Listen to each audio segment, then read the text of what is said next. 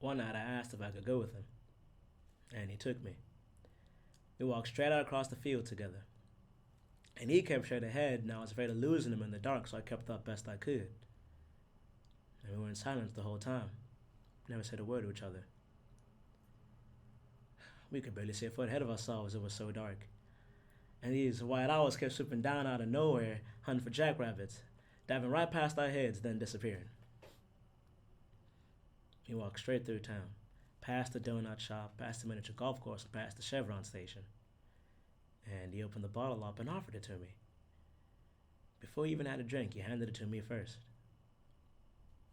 I took it, and drank it, and handed it back to him.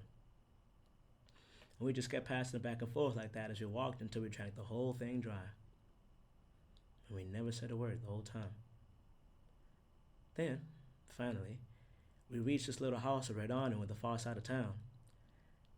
And I will never forget the red awning because it flapped in the night breeze, and the porch light made it glow.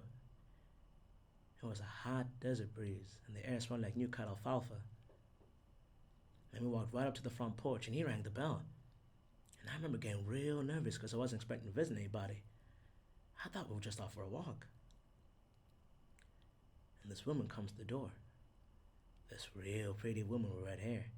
And she just stands there staring at him. And he's staring back at her. And they can't take their eyes off each other. It's like they knew each other from somewhere but couldn't place where. And she just throws herself into his arms. And he starts crying. He just breaks down right there in front of me. And she's kissing him all over his face and holding him real tight.